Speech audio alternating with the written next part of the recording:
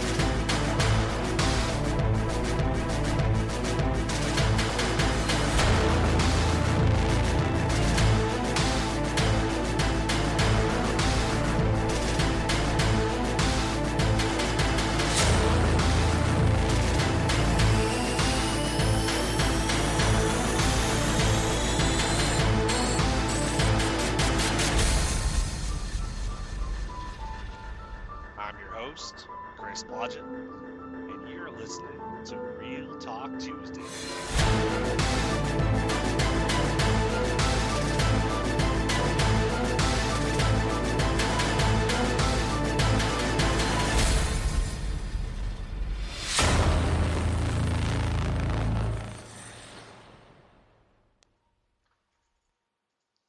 This week's topic is going to be projecting positive vibes despite inner struggles. This is episode 174.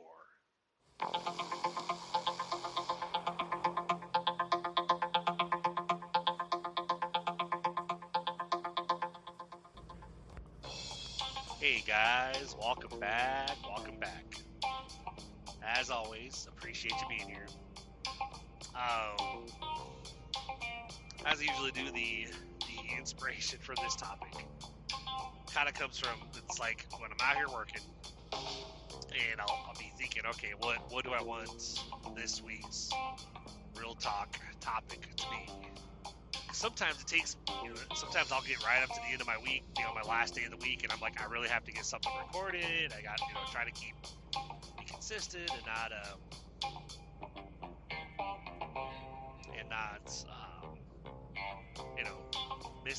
miss a week. I know what happens every so often. It's like this past week, or 2 weeks back, I missed it because, didn't have anything posted that week, mainly because of dealing with, we had our household finally delivered. So that was a pretty hectic week. Just decided to go ahead and not do anything that week as far as the podcast went. Should have gone ahead and done it, but figured just way too much going on, and all right, I'm just gonna take a breather. Gotta focus on clearing out some boxes, which we're getting better. The house looks a lot better. Stuff's getting, the rooms are furnished. A lot of stuff's put away. We still have some boxes in some of the rooms. It's funny because I went out with my youngest kiddo because we had gone to one of the thrift stores a couple of days, it was a few days back, mainly because she put in an application and she was like, hey, can we go over to the thrift store after I get home from school? Can we check on my application with them? And I was like, I'm sure. I was like, I kind of need to sleep because I'm tired as hell, but sure, we could go. Thankfully, she gets home early from school, so it's not too bad. My wife, of course, gets home by 4 o'clock. She messaged at 1-ish when I was basically getting ready, hanging out, waiting for my kiddo to get home in the next 30 or 40 minutes. She was like, hey, I can take her to the thrift store when I get home. If you want to go ahead and go to sleep. And I'm like, yeah, but I don't think she can wait until you get home because that's really late. I don't know if the manager will still be there. So I was like, I'll go ahead and take her. That's fine. And when we were there, because she's been wanting a desk for her room, not just any, like, not like just a, you know, when you're basically like metal desks that you put in your room. She's looking for something. That's why she loves the thrift stores, because she loves looking at stuff. I like to refer to her as she's got an old soul, because she loves older stuff. She has record players, and pretty sure she still has. I think she still does. I think she has a like a boombox, or like an old, like one of those, you know, the stereos that literally you had the CD players in them with the cassette player, and you got the big ass speakers. You can connect via wire, and then you can put the speakers off to the side, away from the main unit. You know. So I know before we moved from Nashville, basically that was a weekly thing, like we do at a Goodwill, and we just, you know, just go there every week on my day off, just walk through, see if there's anything we you know, that jumps out at us, and you know, if we find any good deals, or that's how we have like 2 mini fridges, because I found one. Like I got one at Goodwill. I was like, oh my god, that's one of those taller mini fridges, a lot of room in it. And then for a while, I was looking for a second one, because I wanted to put one. I wanted to. Initially, the idea was I wanted to get my oldest. I'd given her this little small cube mini fridge that you could buy at Love's. I'd had it in one of my work trucks when I was over the road for Schneider, and it you know, it was one of those where it had both the. I'm pretty sure it had both like a regular wall outlet, like a wall plug, but it also had. I think it also had the like the 12 volt you can plug into, like the 12 volt outlet in your car. And so, I think when I had it, I had an inverter in the truck I was in anyway, so I was able to just plug in direct, like I just turned the inverter on, and I'd have the fridge plugged in, you know, put like, you know, bring like daily meats and drinks and whatnot with me on the road whenever I come home. But when I was no longer over the road and I had that fridge, I was still using it for a little bit of stuff, because I wouldn't put food in there because it did keep stuff pretty cold, but I was worried about it, you know, food going bad in it, because maybe it wasn't keeping it cold enough. But I thought the drinks, like sodas, alcoholic beverages, whatever, I was like, it should be fine, because those don't have to necessarily be at a certain temperature, you know, otherwise it's not going to be safe, whatever, you know. So I had that fridge initially, and then of course when I found the first mini fridge I got, I ended up, you know, I gave the little cube mini fridge to my oldest daughter or whatever. So here, if you want to have this in your room with you and grandkiddo, go ahead. You know, it's all yours. She's, oh, cool, thank you so much. You know. And so, but you know, I'd had that fridge ran for a while. I think we finally got rid of it when we moved from Nashville, because even though it was keeping stuff cold up in the game room, she kept putting food in there and then forgetting about it. So there's a lot of stuff that was like random containers that had like moldy food in there, you know, versus like actually clearing out, you know, not leaving food just sitting in there. It's like, if you're not gonna, I'm all about, like, you know, if you're not gonna eat it, why keep it, right? Like, if you have some leftovers and basically you're not gonna end up eating those leftovers, then why put them in the fridge and keep it? Just toss it. And so,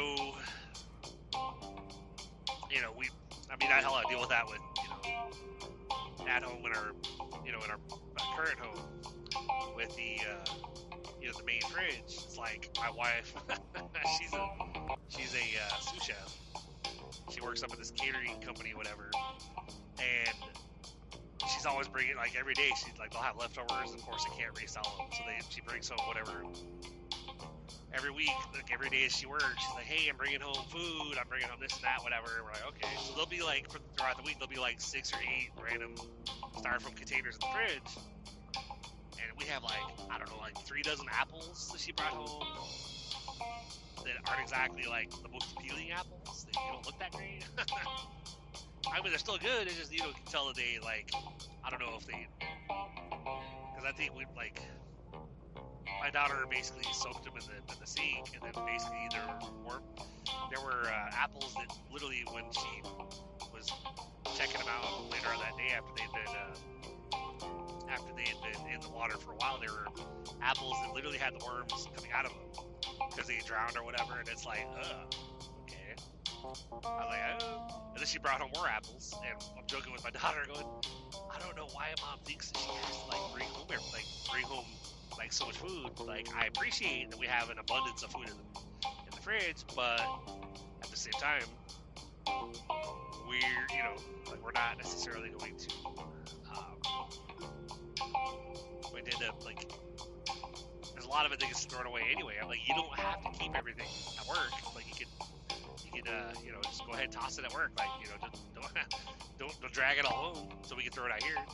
But yeah, at the same time, there's food that she brings home that's actually really good, you know.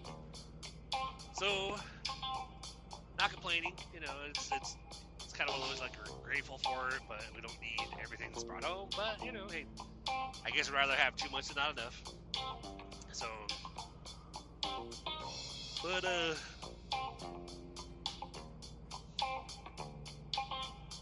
so, and I apologize about the little pauses. Like, it's been a fun week. I've had a couple of days this week where I literally had to take care of stuff after I got off work, so I didn't get to sleep till later, and didn't get the most sleep that I should have. And so basically, it was like hey, well, I guess tonight's a 5-hour energy and a coffee night. But came out here and did what I had to do, you know. So it's like, but part of the inspiration for the topic this week is it kind of stems from that friend I told you guys about way back at the beginning when I first started this podcast that I referred to as D. She and I were friends for quite a while. Like, not like a terribly long time, but it was still a decent length. It was a couple years at least. But she was always negative. Like, you know, this sucks, that sucks, everything sucks, nothing's ever gonna get better. And I'm always the kind that I'm always trying to, because I mean, like, I don't think any of us feel that our lives are perfect. I mean, maybe there are people out there that do. Be like, oh my God, like, I have everything I want. Like, don't have to worry about money because we have more than enough. I have the house I want. You know, I don't have any debt. You know, I've achieved everything I want to achieve, and I'm just living life, and I'm happy. It's okay, cool, congratulations. If that's you, hell, if that's you, and you want to tell me about it, tell me all the stuff you achieved, go for it. You know, blogshowpodcast@gmail.com. But I know most of us in general, like, there's always things that either we're trying to fix this, we're trying to fix that, we're trying to accomplish this, we're trying to take care of that, we're trying to make this happen, we're trying to, you know, and while we're doing that, I know for me, like, how to tie, you know, my former friend D into it, it's like, she would always, like, it was always like, she didn't want to do anything extra. She didn't want to try to make her life better. Like, she would collect disability or SSDI or whatever it is.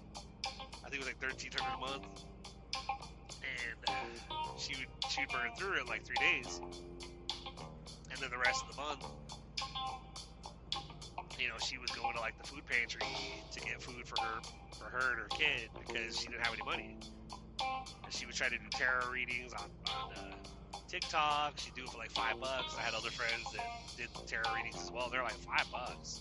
Fuck that. They're like, if I do it, I'm at least charging $50. I'm like, yeah, kind of what I thought. Like, but she was so desperate for money that she would just do it for like a small amount just so she would get, hey, cool, I did 2 readings, I got $10. Oh, cool, congratulations. You know, not dogging it. You know, hey, you know, that's great. I'm happy for you. But others are like, well, if I'm gonna do the work though, I'm gonna fucking charge for my time because my time's worth more than just $5. I'm like, yeah, dude. Hell, at least 20. You know, charge 20 for a reading. But hey, you know. But she would always, you know, like she would do that kind of stuff, try to make a couple bucks. You know, so that she could go, hey, I made $10. That took me and my kiddo to McDonald's, and we got some dollar menu items. I'm like, cool, that's awesome. And then we went to the food pantry, and we got, you know, we had to get some, or the food bank, and got some stuff from the house or whatever. You know, it's not a lot, but we got some stuff. All right, cool. You know, there were times where I think I had her PayPal or something, and so I think there's a couple times where I sent her like $30 or something, just to kind of try to send her something. And here's like $30 or $40.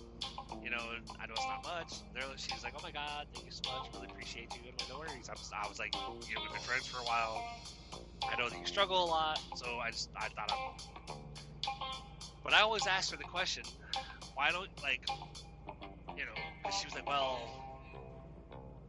my SSDI, whatever, you know, I pay everything at the beginning of the month, it's gone or whatever. And we're not talking like she goes and gets a lot of groceries a month. She literally, it's like, she'll get weed, fill up gas in her friends' cars or whatever, fill up her mom's car because she didn't have her own car, so she would drive her mom's car.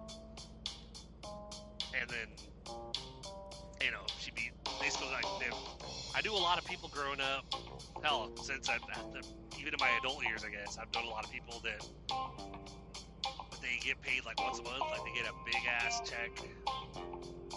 I know nowadays it's common for like weekly paychecks as well as like bi-weekly paychecks. But I did know people that they got paid on the 1st every month, and it was like this big lump sum, big amount from the previous month. And they would literally be the ones at the grocery store with like 3 or 4 shopping carts, basically buying a lot of stuff on the 1st. And they would obviously only get enough of certain items like milk and stuff like that would not last the whole month. So that way they would, they'd hold on to some of those funds to actually get to budget for some food and stuff like throughout the month. But otherwise they did like a big shopping trip on the 1st, fill their entire house.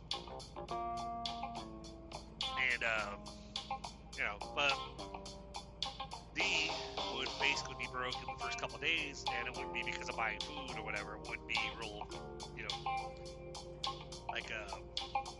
budgeted properly, I guess. But that's of course my opinion.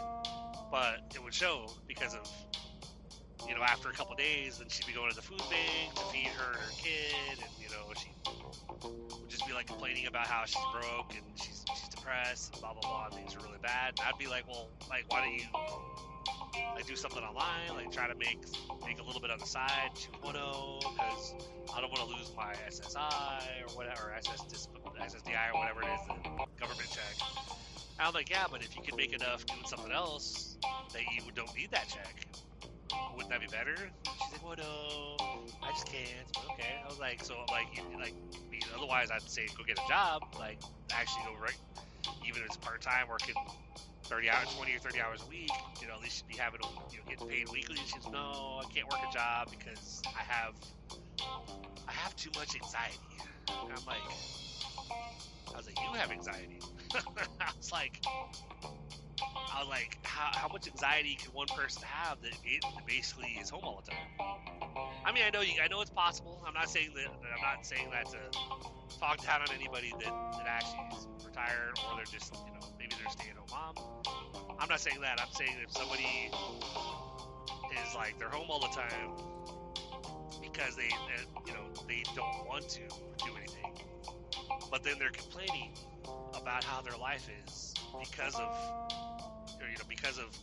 where they're at and stuff. They're choosing to not do anything extra to try to bring in extra money to try to help out with their situation. But then they're complaining about it, saying that life sucks. It's like, life doesn't necessarily suck. It's just, we all have, we're all given free will. We can all make our own choices. And so if we're choosing to, we're choosing to be the ones to actually to not, you know, if you're, because I know that depression is it's a very real thing. Depression is a very big issue. A lot of us struggle with it. I'll get more into that a little bit because that kind of ties into some of this week's topic a little bit. But we, you know, so like people will be depressed, and it makes it really difficult. And I've struggled with it too. Where when you feel like completely overwhelmed, you're stressed about this, you're stressed about that. Like, for example, for me, it's like I sometimes have to, like, that's why I'm trying to be proactive with this podcast, because there have been weeks where I was like, you know, I decided, you know what, I'm going to take this week off. I'm not going to record anything.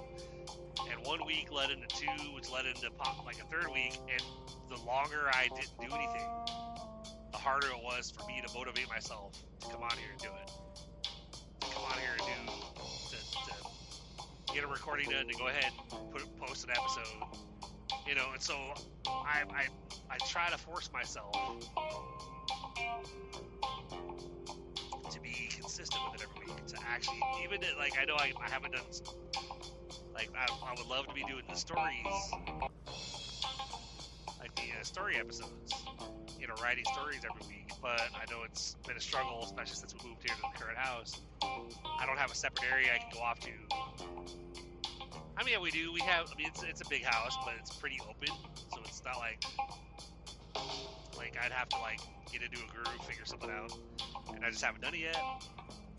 But so I'm just happy when I'm able to do the Real Talk episodes every week, and then ever since kind of teaming up with my buddy Dave Goldberg, you know, with the Raw Chat episodes, those have been pretty fun, and I've been grateful for those conversations and being able to have more content to post for you guys. But it's like a constant thing. Like every week, I have to make the effort. And there's sometimes when I go to record an episode, though, like I said, when I went to start, or I'll go to record an episode, and I'll sit here for like half an hour, and I'll know kind of roughly what I'm inspired to talk about. But then I'm like, okay, what do I want this week's topic to be? Like, what do I want to talk about this week? You know, something that's weighing heavily on me, or something that's important to me that might actually be able to relate to others as well. And you just have to. It's just something that, like, you know, when you experience the little depression fits, instances, it makes it difficult to do anything. Like, I've had times at home where, you know, everybody's on edge. The wife is like stressed about such and such, so she, like, maybe that's why it hasn't happened in a couple weeks, because like we try to you know, me and the kids, we're trying to be proactive and making sure that, you know, that we have a little routine, trying to make sure that we're not leaving the dishes in the sink for a couple days. You know, trying to clean the house. Like, me and my kiddo, we have a weekly cleaning every week on my day off. Like, we'll sweep and mop and basically make the house look good. We didn't do it last week because basically still got like boxes that were cleared out. It's kind of hard to sweep and mop when you're still trying to like organize stuff. I'm hoping we can do a little bit this week, even though there's still boxes, still some clutter. But we didn't do it last week because the house was just too much of a cluttered, you know, situation. It wasn't messy by any means, but there were just boxes and stuff that hadn't been gone through yet, stuff that hadn't been. But we don't. I know as time goes on, we're going to be probably getting some other random furniture pieces as storage for some items, because I know some of our stuff was broken by the movers. It came off the truck with the company that Planet Movers actually hired. They contracted out, and they you know, when they brought the stuff off, like there's a couple of these shelves and stuff that we would actually like store stuff on, they were busted. Like they were you know, they were broken, and they of course were like, we're really sorry, you know. And I'm like, I don't blame you guys. I know that there was Planet Movers that did this, so you know, pretty sure is broken before this other company picked it up out of the storage shed or whatever. So, but you know, so it's a work in progress. We're trying to be proactive and get into a routine as a family, so that we, you know, we don't end up in a fight with my wife again, because she got pretty pissed off. Probably about 3 weeks back, because I think it was like a Saturday or something.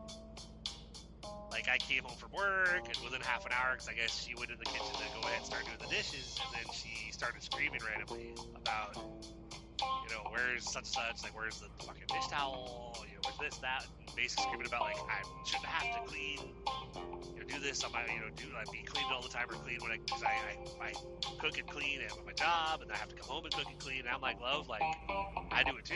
Like, I work just as hard as you do. I put in, you know, I'm not gonna say I work harder. I do work more hours, but I will say that I work just as hard. That's an easy argument. That way I'm not saying I'm better than you, and I'm saying, like, I may put in more hours, but I know I work just as hard as you do, you know, and, like, you know, me and the kids, we have, you know, we do the dishes as well. Like, it's not just you, like, we do them.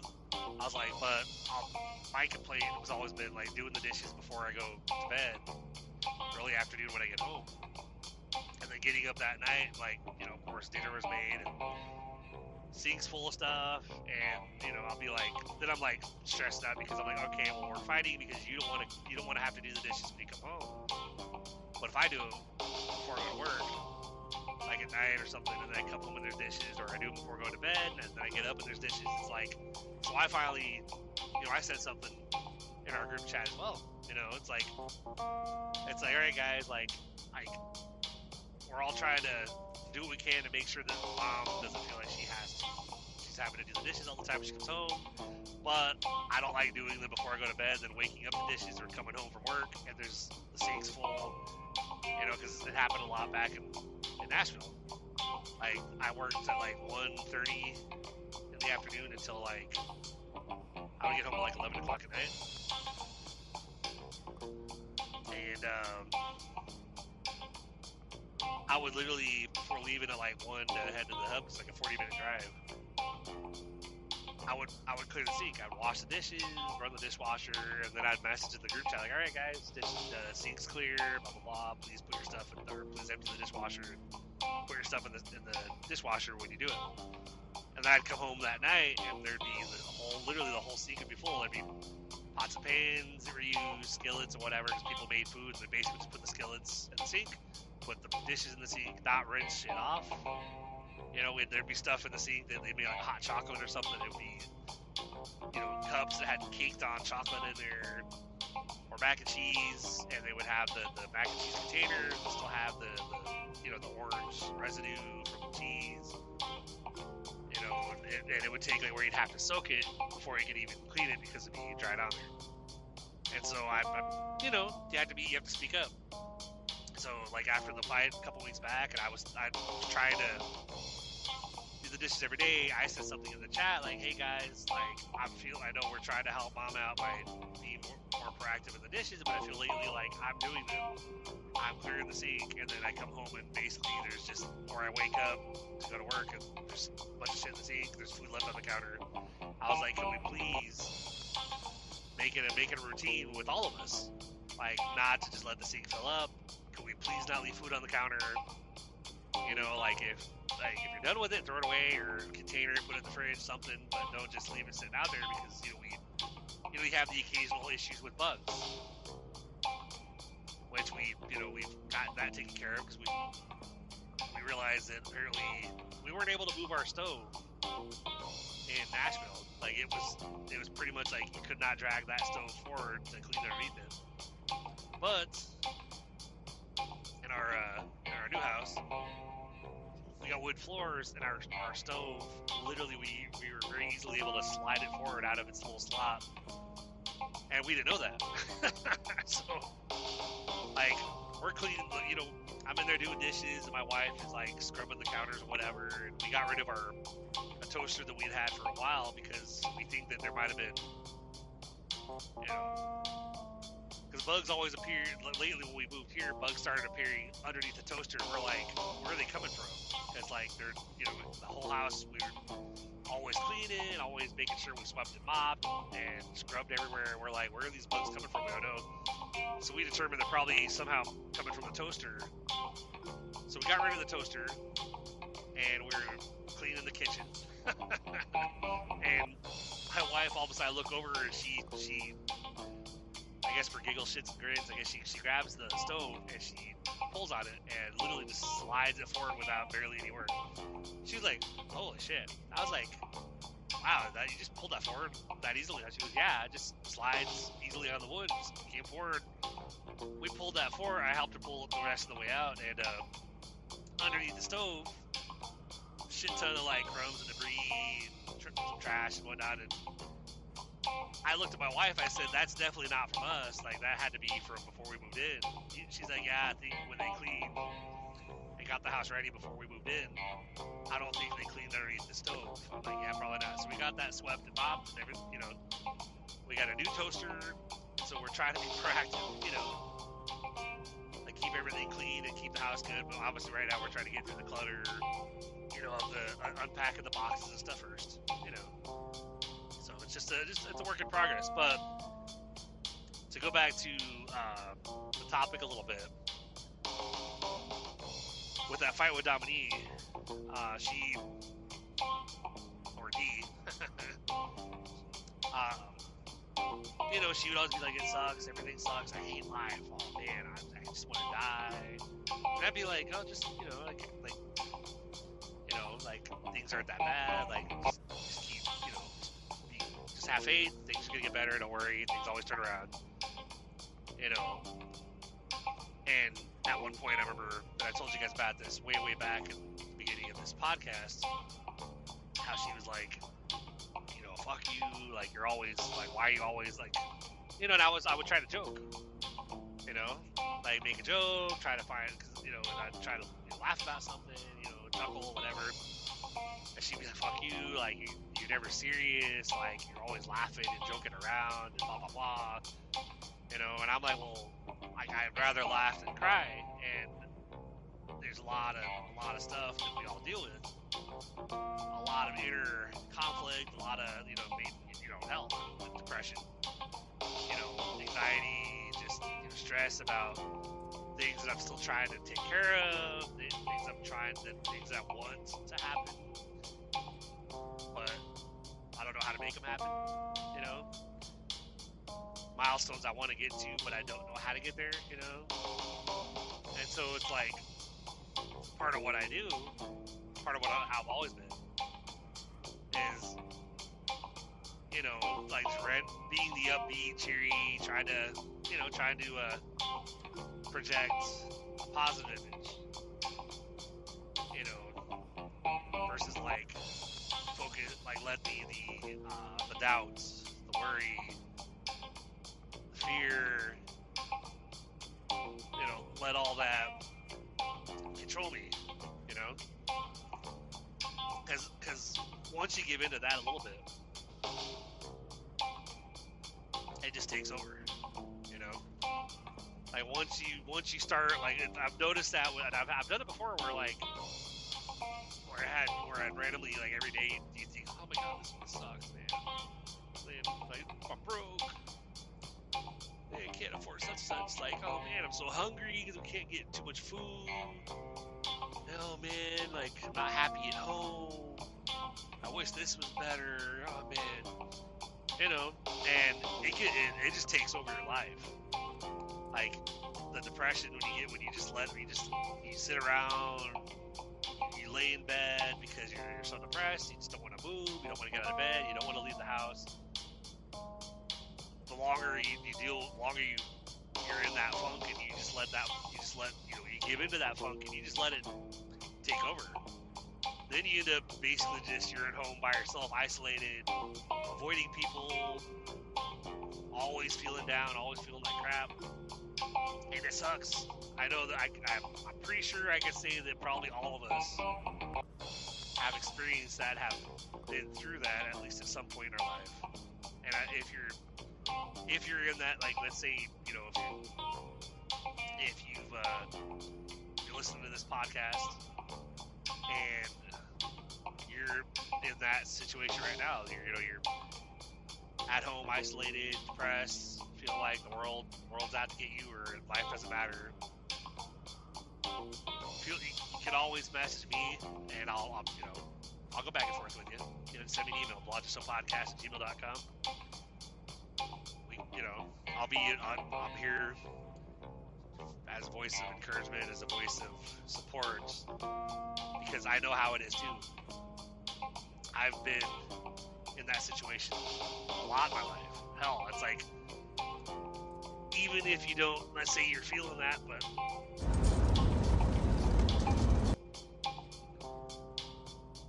sorry about that, guys. Hold on a second.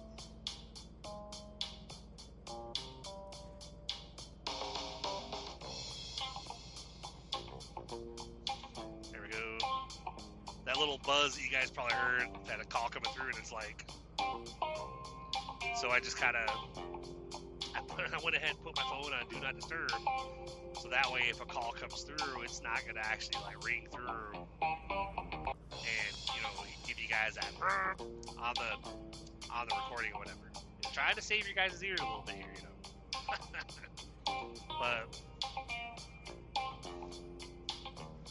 but even, it's like one of my favorite actors that's one of the saddest, you know,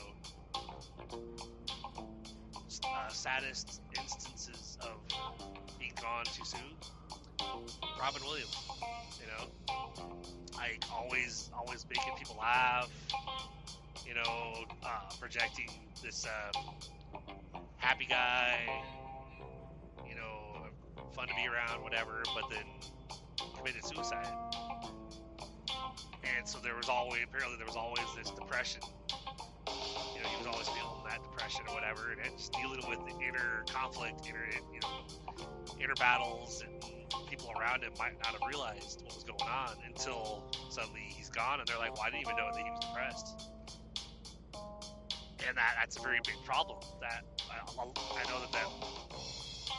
that there's a lot of people out there that probably feel that way, but don't project that at all. They try to make it look like they're okay. They want everybody around them to think that they're great, things are going well. And I'm kind of that way too, where I try to focus on the positive. I try to, I try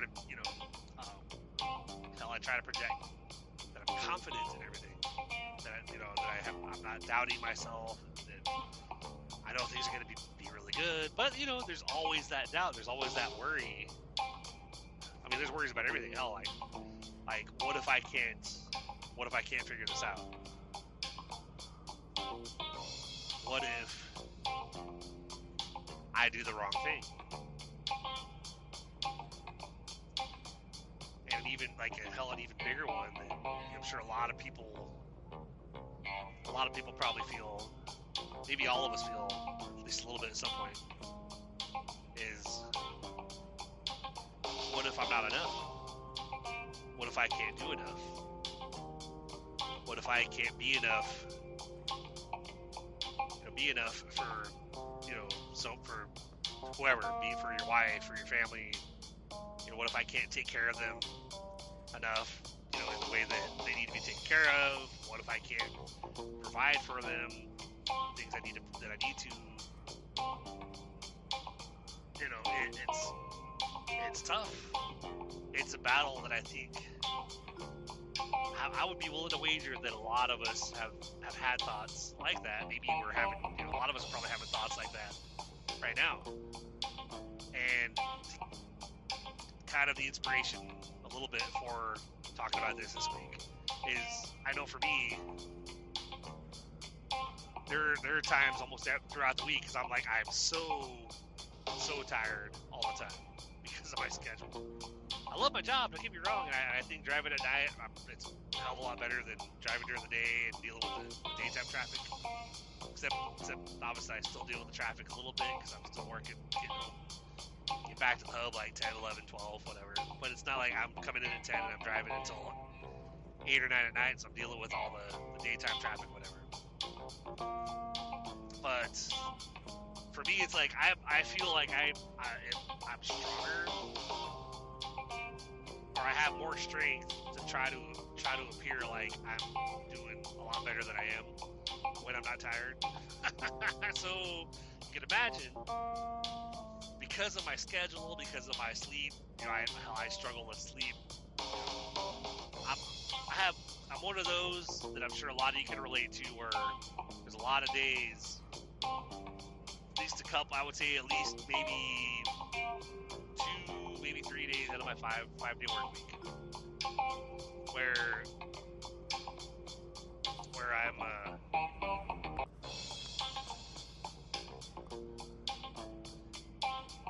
you try to go to sleep and you can't shut your mind off. Like, I'm tired as hell. I'm in bed. I've taken my sleep meds. I'm got my CPAP on. I'm like looking at the clock, going, okay, I have like it's let's say it's like 2:30. I'm gonna try to be up by 11. And you'll be like 8.5, 9 hours. And then for whatever reason, like 2 or 3 hours in, I wake up again for some reason. I'll wake up at I'll go to bed at like 2:30, 3 o'clock, and I'll wake up at 6. And I'm like, why am I awake? Like, what the hell? And then I'm trying to go back to sleep, and I'm laying there, and I can't seem to shut my mind off. I can't seem to go back to sleep. And then you stress out about the fact, because everything just piles on top of one another. It's like,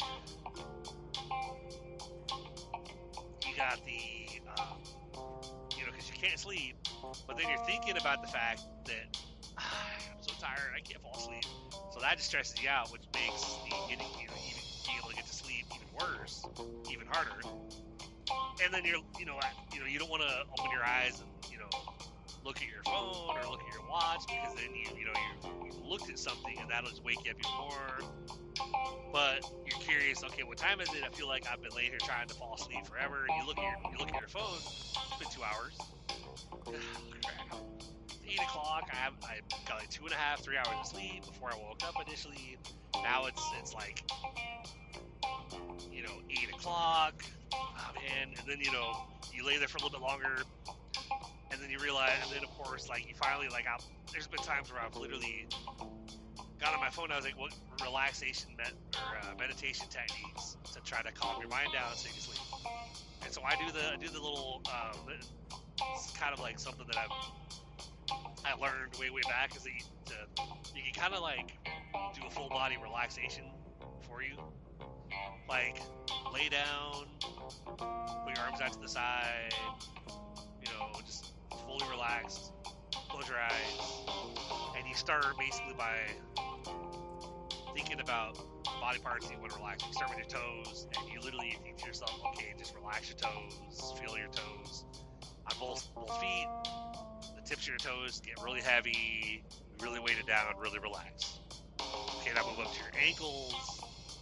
Your toes to your ankles, just imagine that it's weighted down, it's heavy, you're relaxed, whatever, and then move up to your calves, your shins, your lower leg, whatever. You just take it one leg at a time, and the whole time you have to focus on your breathing as well, while you're focusing on relaxing this part of your body, relaxing that part of your body. Okay, deep breath in, hold it for a couple seconds, deep breath out, or slow breath out, because you breathe in through your nose for 4 seconds, and then out for 8 seconds.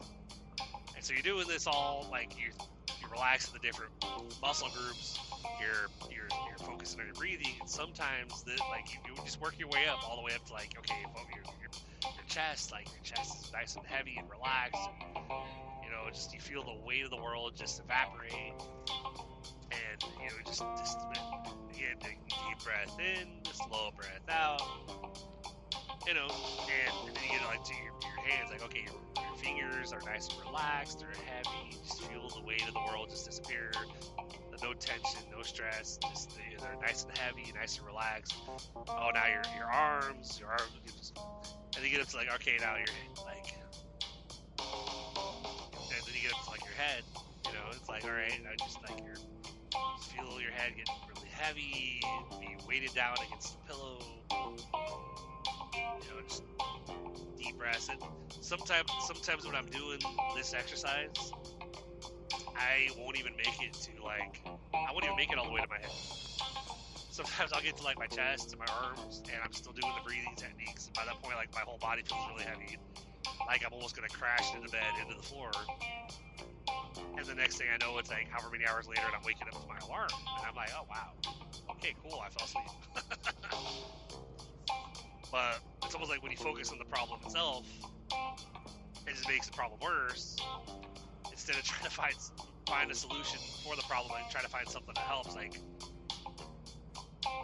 sometimes trying to sleep, if I can't shut my mind off, I'll lay there in bed and I'll roll over my side, get nice and comfortable, and I'll have my eyes closed and I'll be envisioning myself in a scenario in my mind, like, hey, I'm in this such situation, that I might, you know, I feel it might be a positive experience, might enjoy, could be, maybe I'm out with the wife doing something, you know, we're out hanging out or something, or when I was a kid, I think a lot of times, for whatever reason, I would, when I had trouble sleeping, I would imagine in my head that I was in, one of those, big plastic balls that you see where people would get in there and then somebody would push the ball and they'd roll around in this, you know, and almost like the human bowling pins, whatever. Or, when struggling with, nightmares as a kid, if I woke up from a nightmare or something, I was, oh my god, I'm so scared, I want to go back to sleep. I'd try to go back to sleep, but I would imagine, I would kind of daydream or night dream, you know, do the whole, have the daydream in my head about the cartoon Teenage Mutant Ninja Turtles. The song and everything. Literally in my head, I'm seeing the cartoon animated Teenage Mutant Ninja Turtles running around fighting or whatever, and in my head, you're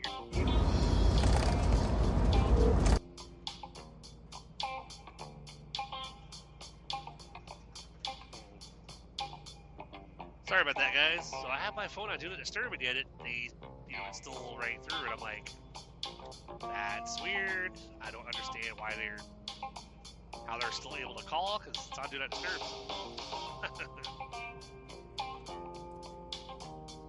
Let me see.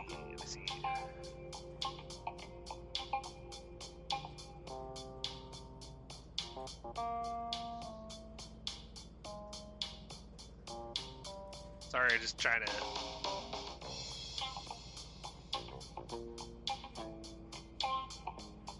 Let's see if that works. Record, you know, so I turned off my, I turned off my network for right now, so that literally I'm not connected to the AT&T network, but I'm still connected to Bluetooth, so of course I'm still recording and whatnot, you know, so it's like, let's do that. Because some of the numbers that call me, it's like, I'll get you paid, don't worry about it, but then they call back, and I'm like, I can't talk right now. So, but finding little things that, where I try to focus on things to try to help my mind kind of relax a little bit, try to sleep. I know there's there's essential oils and stuff out there that you can apply to, your temples and the back of your neck to,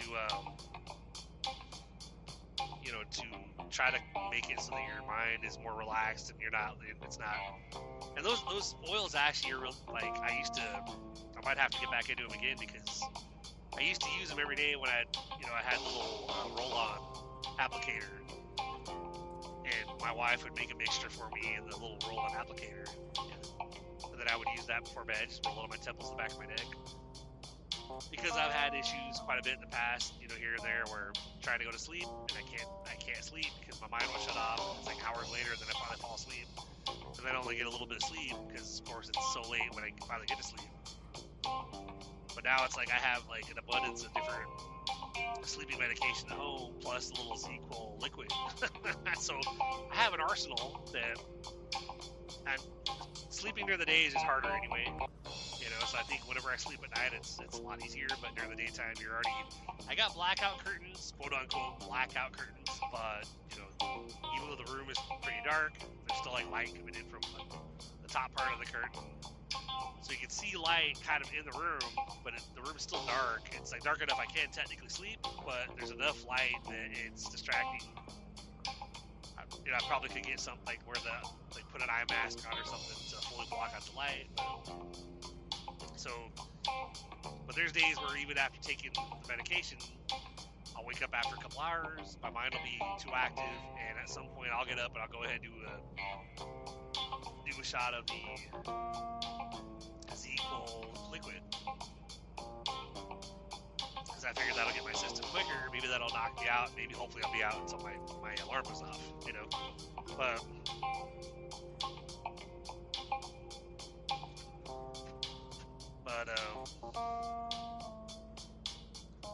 it's just a matter of finding what works, having a game plan, try to do something to try to help,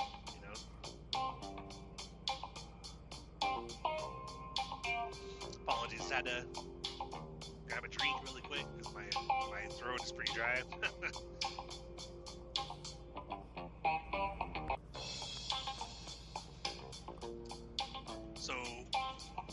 But as far as the current topic, though, I am always. I end up talking to myself a lot out here.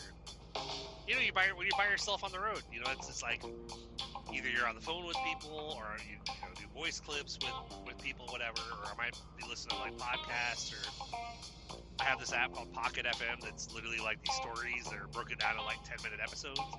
And it's great, but then you only get like so many free episodes per day, and then you have to pay to get coins to then continue listening, and it's like, this sucks.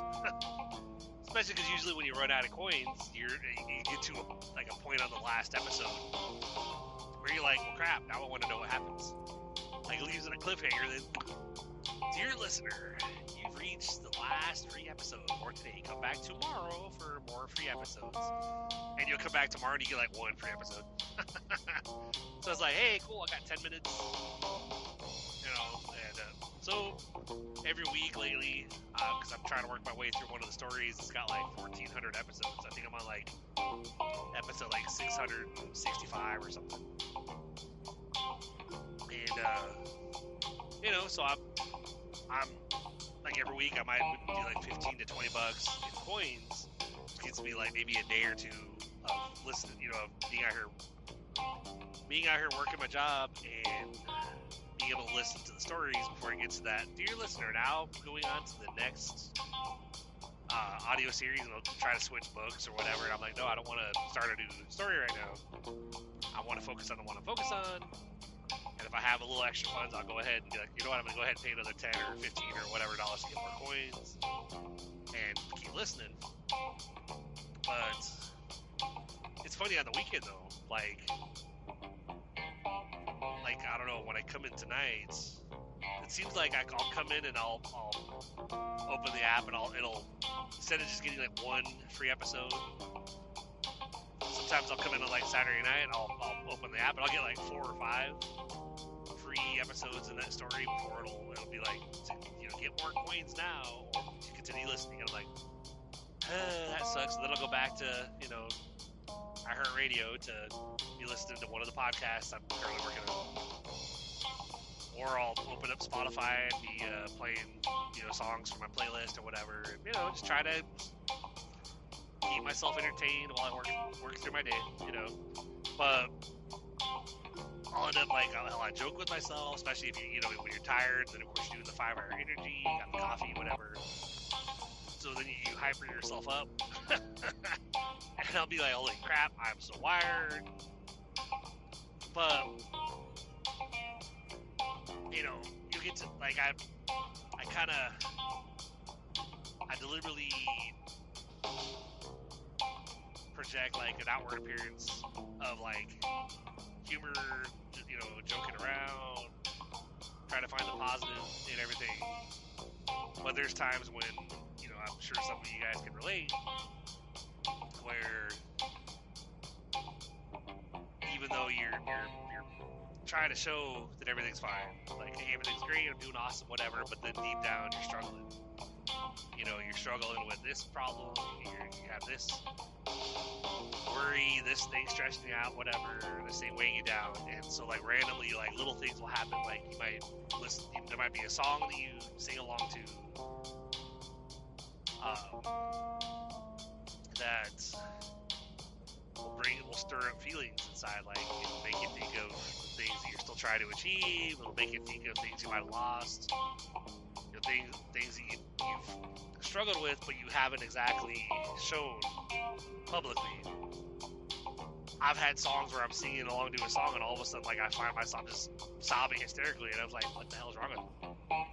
And even though I'll ask myself that question, but I'll already know what's wrong, because, you know, it's like, you know what's bothering you, you know why it is you're all of a sudden breaking down or whatever, but that's what happens, like, you know, I really don't cry around people. If I break down at all, it's usually when I'm by myself out here, not visible to other people, you know, and still be voice clipping or video call or whatever, and I'll still have that outer appearance and everything's great, blah blah blah, you know, or whereas deep down it's like I've got all these situations I'm trying to fix at home, you know, these financial holes I'm digging us out of. Things I'm trying to do to make the wife happy, things I'm trying to take care of the kids, the grandkid or whatever, trying to give us the best life possible. Literally carrying the weight of the world on my shoulders, even though my wife, she works also, and we both team up. You know, we both work together, but there's still a big percentage that I do try to handle myself, that it's a huge weight to carry. And anybody who's the major breadwinner, you guys either major breadwinner, or if you're the only working person in the house, you know, you're taking care of everything. And, you know, it can feel pretty heavy a lot of the time, and I deal with that, I'm sure others deal with that, and just know you're not alone. And again, I throw that email address out there, you know, blogtheshowpodcast@gmail.com. For anybody who if you just want a message, say, hey, I heard your episode, and, you know, life's been tough, not doing great.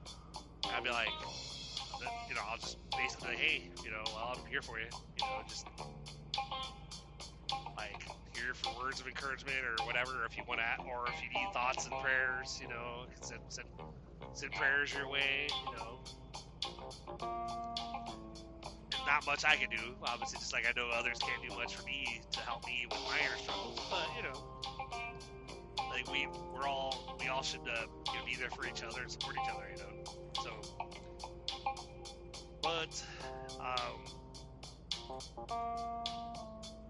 and it's not necessarily a bad thing either, to, you know, like, even when we have those inner struggles and we're trying to project that things are great, we're trying to put on a strong face or whatever, there's nothing wrong with that. But don't you know, let the depression, anxiety, stress, whatever, don't let it eat at you so much and get you into such a funk where you literally hide yourself away in your room, you don't talk to people. When you do come out in public, you kind of project that everything's fine, you're doing great, but then you're hiding again, and you don't need to. There's no need for us to suffer in silence and in isolation. I know that's what depression kind of ends up making us do, but we could totally be. You know, it basically, like I said with me doing this podcast, you know, we just gotta force ourselves to actually, you know, come out and do something. Hell, like when I'm off and I'm like, on my days off, I'll notice that it's sunset and where it's like the orange glow over the horizon, and I'll literally go outside. The funny thing is, my kiddo has kind of gotten to happen with me too. Like, I'll be like, hey, Zoe, she's like, what? Like, I'm like, oh, I'm just gonna step outside. Like, it looks like a really, really nice sunset going on. I'm just gonna I'll be out front. And it's funny, I'll be out there for a few minutes, and of course, she'll come out there.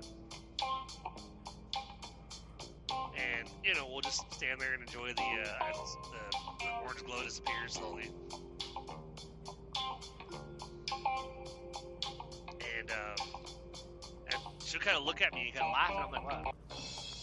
She's like, it's just kind of interesting, about like us coming out here and doing this, and now you like enjoying the sunset. I said, well, Zoe, I was like, there's a lot of stresses that we all deal with. I said, there's things that we might not even tell people about. Like, we might actually be really, really, really stressed out. We might be really, really struggling with depression. And sometimes a way to try to combat that is to just, okay, I'm going to enjoy this little thing over here. I'm going to take advantage of this little thing over there. And I'm going to actually just enjoy the little things. There's a reason why people say that. Find little things that make you happy, that feel good, that you enjoy. Hell, even if it's like, comfort food. Like, if there's certain foods you really like that really, if you eat them when you're stressed, you actually feel better. Like, hell, I could go for a steak. Like a steak and okra. Oh, man. Like a nice 16-ounce steak and some fried okra or whatever. And I'm like, oh, man. Then I'm like, I'm on top of the world right there. Like, my stress is temporarily, like, not present anymore. Or going across the street to Price Chopper, they have this little hot food counter where you can get, like, barbecue, and they got, like, chicken tenders, the sides, like potatoes and mac and cheese and whatnot. But they also have these containers where they have fully cooked, like when they've done the barbecue, they've got containers with bacon slices that might have a 1/4 pound in there, or 0.1 pound, or whatever. They might have like 3, 4, or 5 strips of this thick cut bacon that's been, cooked along with all the barbecue. And I'm a big bacon guy. So there's times where I might not have a lot of money to work with because I pay the bills, but I'll have a little bit. So I'll stop across the street and be stressing out. I'll stop across the street, go in there, and I'll literally just grab like one of those containers of bacon. And then I'll munch on the bacon when I finish the last mile or two going home. And by the time I get home, even though I'm still stressed, I still got the problems. But I feel a little bit better because I tried to indulge in something that makes me feel better, that makes me happy, whatever. And bacon almost fixes anything. Unless you're not really a bacon person, then obviously. Like my ex-wife, I couldn't have bacon hardly at all when I was married to her because she claimed that just the smell of bacon made her sick. So anytime I was able to get bacon was basically if we went out to a restaurant for breakfast or something, like a buffet or whatever. And I would literally get like one full plate that had nothing but bacon on it. And then the next plate would have whatever else I was going to get, like eggs, hash browns, or whatever. But I'd have like a whole plate of bacon. And then I'd have, okay, here's some eggs and sausage and whatever.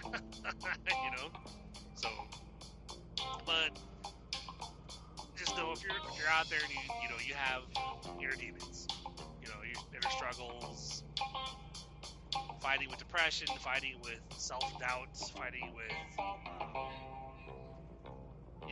maybe how you see yourself, or whether or not you're actually going to be able to achieve the things you're trying to achieve, take care of the things you're trying to take care of.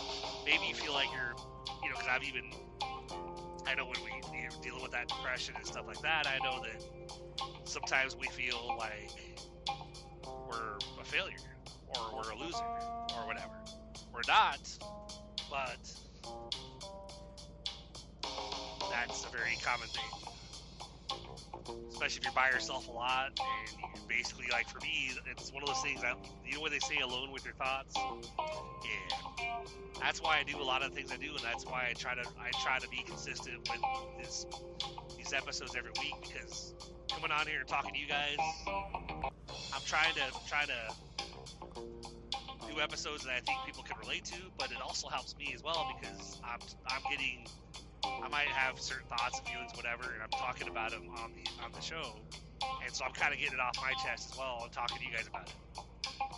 Versus like when I when I slack off and I don't do an episode or whatever for a couple weeks, and then it just festers and builds up inside of me, and then before I know it, I'm just like, it's been 3 weeks, and I'm like, really need to do my podcast, I really need to get, start getting some content out there.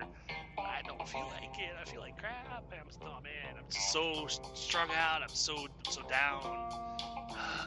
It's tough. And it's one of those, like, a vicious cycle. It's like when the negative thoughts. You start thinking negative. You start, like, if you complain or complaints about your life, whatever, especially if you're doing it daily, it just festers. It just makes it that much harder every day that you think about things that you don't like about your life, or the things that you verbally say out loud that you complain about. It makes it so much harder to stop doing that, to stop thinking that way.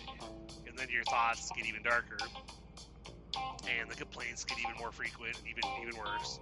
And it takes a lot of effort to turn around, and instead of thinking that everyone's out to get you, or that the world sucks, that you hate your job, you hate your wife, your spouse, whatever, you're broke, because, like, a lot of us live paycheck to paycheck, so a lot of us can technically each week be like, yeah, we're broke, oh man, like, so I might go quote unquote broke every week, but usually what I have my mentality and what I try to do is, I try to budget, make sure I have money aside so that I can do my coffee and the food I gotta grab each week. And then I pay, do my best to get everything paid that needs to get paid every week.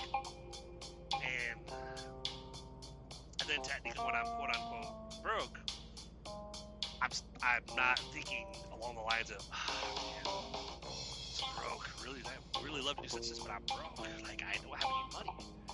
Instead, I'm thinking, yeah, I don't have any money right now, up until the next payday, but I took care of this bill, I made this payment, I made that payment, we got groceries, I've got my food, coffee money for the week, I'm good on gas for the week, and then, basically, because I'm a religious guy, so of course I might do the occasional prayer, thank you, Lord, whatever, for, the fact that I'm happy, I'm happy-ish, healthy-ish, and safe, and we have a house, we have a roof over our head, I got like an amazing family, whatever, that actually loves me and wants me around, and so it's like, gotta think about the things that matter, the things that are there to be grateful for. Which is really tough. Hold on, guys, let's go make my way into the hub. Finally made it back.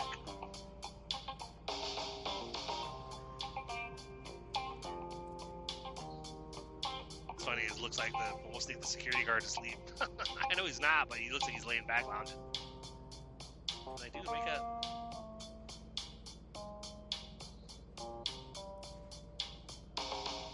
But we gotta focus on the things. It's what they say. It's like that Serenity prayer. It's an amazing prayer. If you guys haven't heard it, basically it says, God, help me to focus, or Lord, help me to focus on the things, or help me not to focus on the things that I cannot change. Help me to change the things that I can, and grant me the wisdom to tell the difference between the two. In life, and I'll kind of close out with this.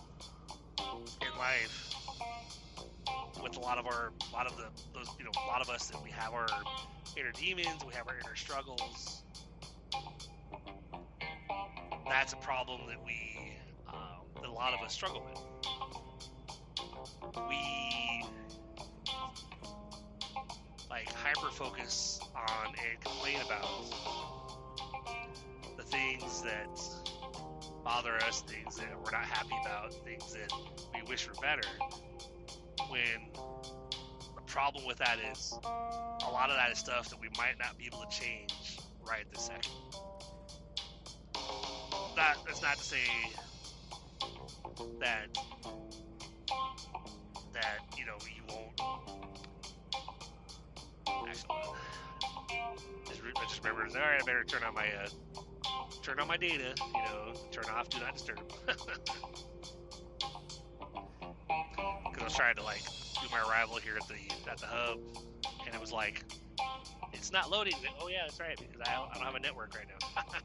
But we're focusing on the things that we're unhappy about, things that we wish were better, things that we wish that we actually either we had in life that we don't have, whether it's more money, maybe we're single and we're unhappy that we can't seem to find the one, or maybe unhappy in our job, some things there are things that we have control over that we can't. I mean, pretty much anything in life we can change, but sometimes those things it's gonna take some time to change that situation. Like paying off debts or digging out of a financial hole, which we're kind of dealing with right now. Got a couple of financial holes that we went into for us to come up here and be able to actually complete the move.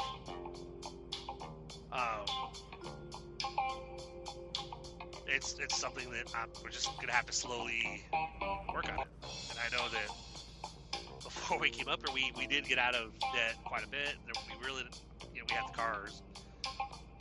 Well, we had my wife's car. My truck was paid off, and then we really needed, because of the way the movers were jacking up the prices, putting us in that bind. I went ahead and took a title loan on my truck, like $8,000 or whatever, and that helped us get up here. And then, of course, it became very apparent that was a very predatory loan when you're like a week late on your car payment with them. No, we're gonna repossess you. And so I was stressed about that because I was like, well, crap, usually any kind of car loan, usually you have a little bit of a grace period. Usually you're not going to get repossessed unless you're 3 months late. Once you get that 90-day mark, usually by that point your car's getting repossessed. So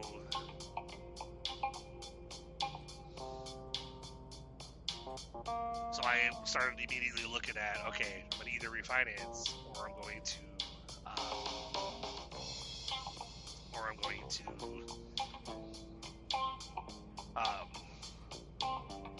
trade the truck in and get a different vehicle, but get into a regular auto finance contract, one that's gonna be normal. Might still be high interest, but it won't be as bad as a title loan, and it'll be be like a $20,000 to $30,000 car financed at the bank versus an $8,000 loan that I was gonna pay $800 a month for 3 years. I already knew when I did the loan, I was like, yeah, that term kind of sucks. But I had plans to basically make extra payments to knock it down quicker, to hopefully not pay all the interest, and get that $8,000 loan paid off, paying closer to $8,000 instead of the $20,000 to $25,000 with all the extra fees. But I never got there because I was a week and a half late on my first payment because we literally just moved here. And, working my job, basically getting texts and calls and emails from the company, the bank, the lender, or whatever, about you're 10 days late, and it's going to go up for a repo review in 4 days. And I'm like, I literally made an arrangement with you guys to pay as it says date. And we understand that, but it's your first payment. We're really strict on our first payment. If it was your second month, blah, blah, blah. Okay, but why are you guys more lenient after the first month's paid? But on that first payment, if, they don't pay it on time, right on time, then you basically got to just take the car back, or repossess the car. That doesn't make sense.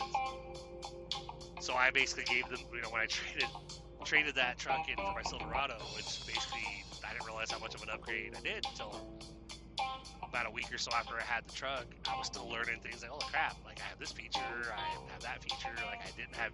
There's a lot of features in this my new truck that I did not have any of those in my Ram. I loved my Ram, don't get me wrong, it was an awesome truck, but I was like, man, I had a basic truck, holy crap. Like I have power mirrors where I hit the button and the mirrors fold in on their own, where I don't have to go out there and manually fold them in so I don't get hit, when I'm parked. I didn't know that for like the first week I was folding in these mirrors by hand. Like I'd fold in the driver's side mirror when I got out, then walk around the passenger side, fold that one in, and then like go out to the truck after getting off. I'd go out and fold it back out. Until I happened to, I think I had them folded in, but then I forgot my water bottle in the truck. And so I walked around to the driver's side, I hit the unlock again on my remote. And when I did that, my driver's side mirror moved about a half inch, like it shifted. I went, wait a minute, how did that move? I was like, mirrors don't shift like that as far as being folded in or whatever. So I got in and I started looking at the buttons, and I hit one of the buttons and both mirrors went back out, and I was like, holy crap, that's awesome. I can literally fold my mirrors in before I get out of the truck, and I don't have to actually like manually do it. This is cool. So we gotta, but it's like, we gotta find whatever we can to be grateful for, to be happy about. It's not gonna make all of life better, permanently, but it is gonna help. It can help temporarily. Like you just gotta find little things that help, that make you feel better, like enjoying the sunset, maybe getting your thoughts out by writing a journal or something, or watching a movie, or having something good to eat that one of your favorite foods you really enjoy, like for me, tacos or steak or whatever. Or that's why part of why I do my adult beverages on my days off. It's not that I absolutely need to, but hey, it's like I unwind and relax late at night after, like, it's like Sunday night, Monday night. I'm usually waiting until later on in the night, like 8, 9 o'clock, whatever, and usually a little bit after that, my wife will go ahead and crash because she has to work, and I'll go ahead and crack open one of my drinks. And I'll be watching Netflix or whatever, watching a movie or whatever, and be, it's nothing hard. It's not like Fireball and whatnot, even though I love that shit. But I'm always joking with my bro Rico, shout out. I'm always joking with him about, like, if he ever were to move out of North Carolina, I'd be like, hey bro, if you ever want to come up here to Missouri, like, I would totally love to hang with you on the regular. He's like, oh, that'd be awesome. We can get Fireball and shots. I said, hell yeah. Even though I have to be careful because I don't want to overdo it and kill my liver, but I was like, man, that fucks you up really bad. Not necessarily the liver part, well, that does too, but I mean, doing too many like Fireball shots and whatnot, or hell, for me, sometimes margaritas, those kick the shit out of me too. I'll do margaritas and I'll feel great the night before, and the next day, oh man, I feel like crap. Like, ooh. But you gotta find little things that make you feel better or whatever. So on that note, guys, I'm gonna go ahead and get these trailers dropped. But I hope you guys found value in this episode. And again, LawDishowPodcast@gmail.com. Feel free to drop me a line anytime. I am, I've been making a mental note quite a bit about how I'm going to go about getting another support link for anybody who wants to support the show. Try to figure that out or whatever. So that way I can include that in the show notes or whatever. Also, as I mention every time, and as I include in the show notes, anybody who wants to learn how to grow Bitcoin passively without having to recruit or be doing something every day, not even every week. Like, I literally check in every so often to see where, how much my balance is at. PassiveBitcoin247.com.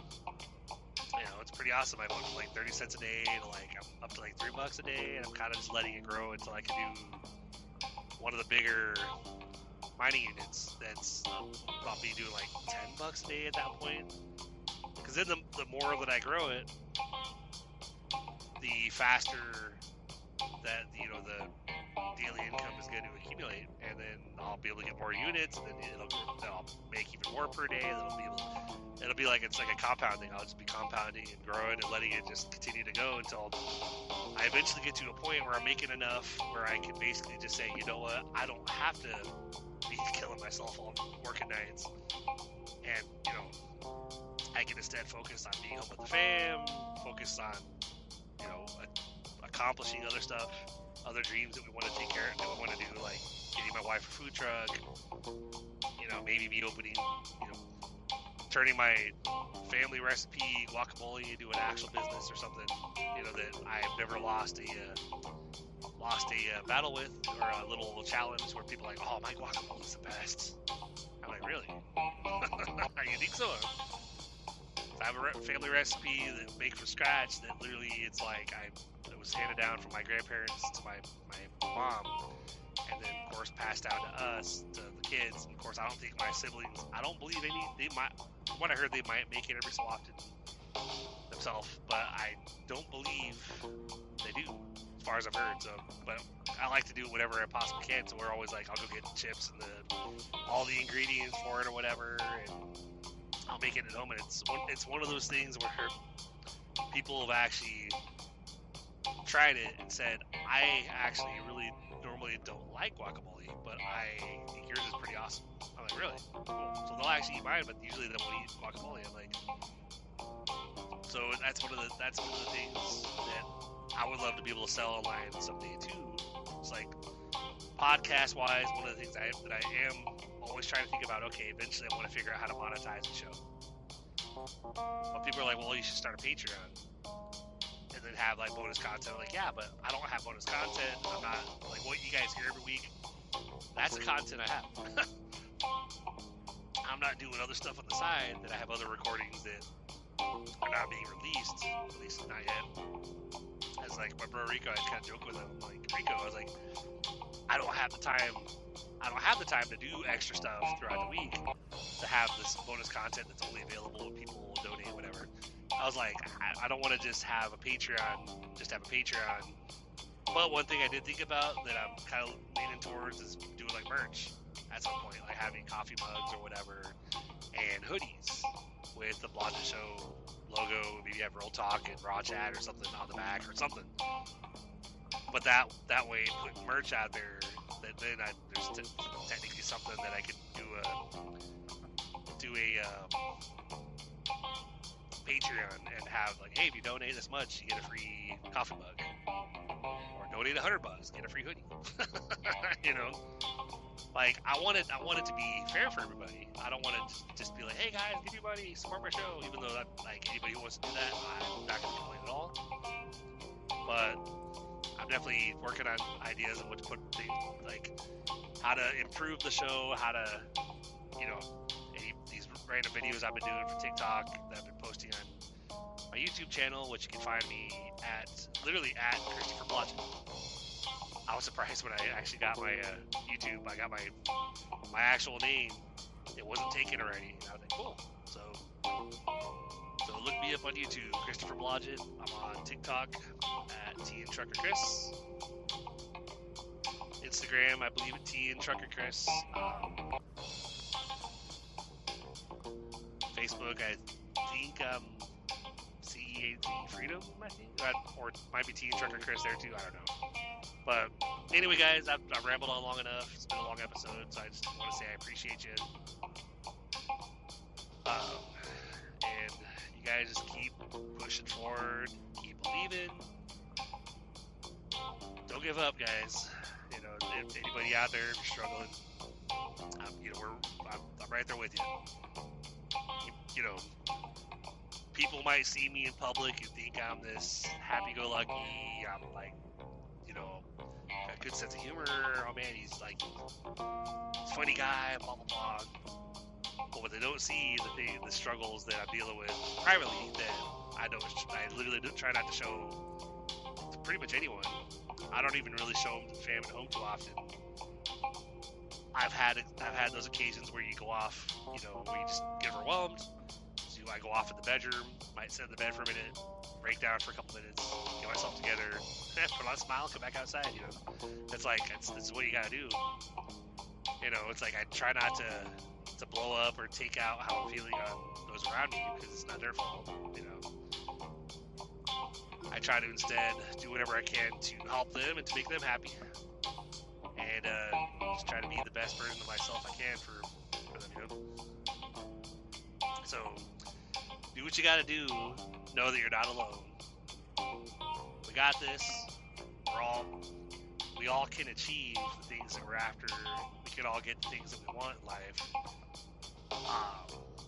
We just have to focus.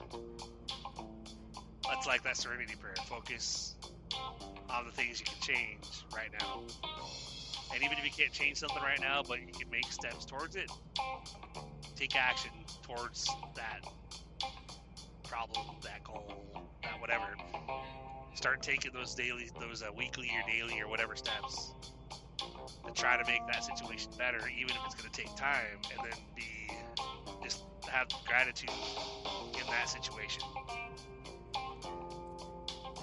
You know, about that situation, about how it's going. Because yeah, it's like when I bought my Ram, it was a 4-year car note. I was paying $400 every 2 weeks, which I broke down into weekly payments. So I paid $200, and then of course halfway I started paying $250 a week because I was trying to knock it down quicker. At first, with that loan, just like where I just literally sent off my first payment for my Silverado. Got 72 payments at $899, high interest rate because of my credit, you know. So I just sent off that first payment, and it would be very easy to be depressed and be like, man, I got a long way to go. Got this almost $30,000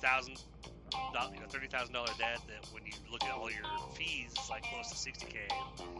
If I don't pay it off quicker, or if I don't refinance it at a lower interest rate, I'm gonna be paying like $58,000 for my truck. That's depressing. But you know, like I gotta instead think about like, you know what, I have a pickup truck that's crew cab, has all the bells and whistles, leather seats, heated and cooling seats. I have a little back window flap that I have a little switch up front I can open, which I didn't have that before. You know, I'm home every day to see the fam, whatever. We have a house instead of an apartment. I get my disability, my VA disability that literally covers rent. It doesn't cover utilities, but it covers the main rent balance, and then utilities like a couple hundred on top of that. So that sucks. But, you know, little things, you know, like enjoy the sunset when I'm off, enjoy my drinks, enjoy time with the fam, watching movies, whatever. You know, we have extra money and try to plan for a movie night to go out to a movie. You know, it's like I take each week 1 week at a time, and that's literally what you gotta do. Just take it one day at a time, 1 week at a time. If you need just emotional, like words of support, even though I can't do much, feel free to drop me an email at the podcast@gmail.com. Find things that you enjoy, find things that lift you up, find things that make you feel better, and lean on those. Even if they're not necessarily healthy, you know, like for me, doing the drinks, I know it's not, you know, I'd love to just fully say, I'm not going to drink at all. Of course, I'm like, I think that, like, yeah, fuck that. Too much stress, man. I was like, I'll, like, doing what I do with my current schedule, whatever, if I stop doing those certain things, I try to be like, well, I'm going to try to drink less because I'm going to get healthier. But then I'm stressing more, you know, because I'm not, you know, letting myself do something that actually, like, makes me feel a bit better, or makes me relax, whatever. I can go without it. But it's nice to have that little bit of it. It's like I can't smoke weed or anything to let loose because, of course, I'm a driver. So, find things that help. Lean on those people that support you. Enjoy time with people that love you and stuff. Yeah, family time is important. Time with your kids while they're still young and while they still, you know, you're still in the part of life where they actually want to be present with you. Because, like, my siblings, I haven't, like, I chat with my brother Josh every so often, and his wife, kids, or whatever, but I haven't heard. I've actually been disowned by my brother Matt, and I have not heard from my sister Mindy for years. It's probably been 15, 20 years since I've even seen or heard from her.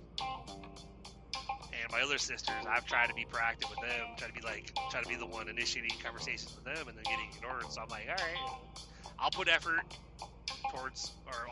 into relationships with people that actually make that they do the same thing. Like they're putting efforts in with me, then they're gonna get effort back. But if I'm the only one doing it, then guess what? I'm gonna say, fuck this. You know, treat others how you want to be treated. You know, like you show people you care and try to make effort with them. And you know, if they kind of just take and don't reciprocate or try with you, then let them go. You know, don't like. So anyway, again, I rambled on a little too much. So keep being positive, guys. Keep believing. Do what you gotta do.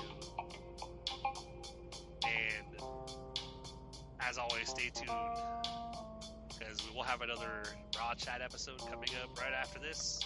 So hope you guys enjoy that one, and I will see you guys on the next week's episode of Real Talk Tuesday. On that note, you guys have a good one, and we'll talk to you later.